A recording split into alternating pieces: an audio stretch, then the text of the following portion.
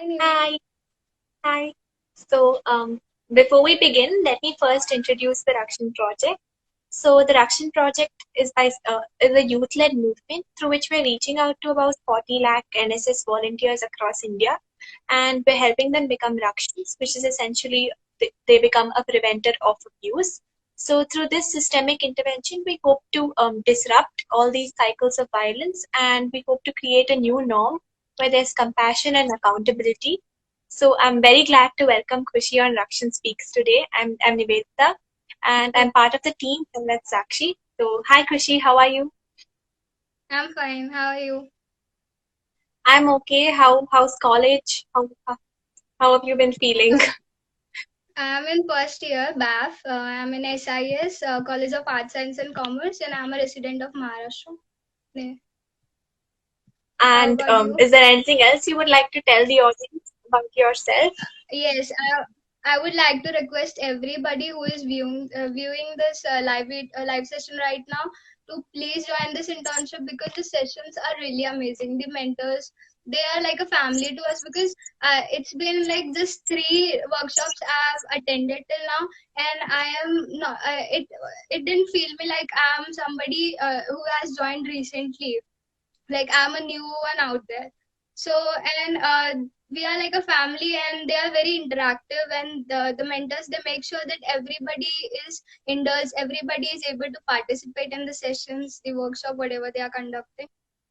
So yeah, that's it. I'm so glad that And I think you've it is had a a great great, experience so far. yes, And I think it is a great initiative by Sakshi, because I barely know any organization who is putting forward their emphasis on this child sexual abuse. So, uh, yes.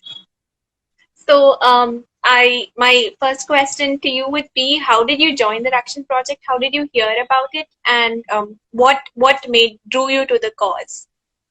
Oh, I am an NSS volunteer, and I got about the circular on our NSS group, and I was so inspired by it because I have never come across such things. So I registered myself and attended the workshop, and it was really amazing. And I came to know so much from that, and like so many information which I was unaware of, and I recall so many instances which in which I was a victim to such abuses, not the intense one. So I thought, why didn't I took an action against them on that day or on that occasion? So I think I should educate myself enough, or I should be in a position to even educate others or spread awareness, like so that they are not facing what I gone through, or they can take action against them, the helpline numbers, whatever, so many organizations, because there are so many instances why people, they don't question, they feel that and one very important thing I came to know from that, it was like 90% of the abusers are known to the victim. And I started recalling, like, is that so? And I was so shocked. And yes, it is 90% of the cases the abuses are known to the victim, and they manipulate them that it is their fault why they do, why they are being victim to it, or why they are facing such things. And we live in a society supposed to respect what our elders say, whether they be wrong or whatever they say or want us to do, we are supposed to. And in that case, we don't question anything, whatever they ask us to do, we are obliged to. And I think we must get enough education to question that, to differentiate between what is right and what is wrong.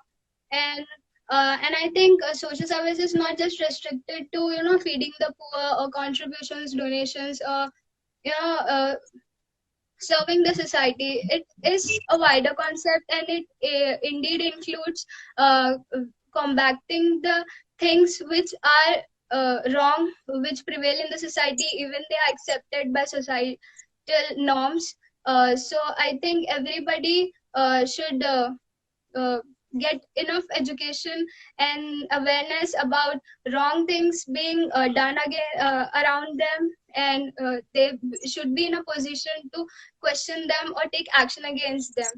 So yes. Yeah. And thank you so much for all your insights, and thank you. And I'm very glad that you felt comfortable enough to share all of that with us today. And so I, you've just started your internship. It's been 2, 3 weeks. So I just want to know Yes. what has been your favorite part of the program so far. Is there a particular topic that you've learned that you would like to tell us about? Yes, most importantly, I learned how we should behave to a child, like how we should talk to a child, and yes, the concept of consent. I came to learn that even if we are below 18, even if we say yes to some sexual activities, it is still considered that we haven't given our consent to it, and we can say no. We have the power to say no, and I think this is what I felt very inspired about. Thank you. And yes, I completely agree. And my last question to you would be, what do you want to learn? And what is the change you hope to see in yourself by the end of the program?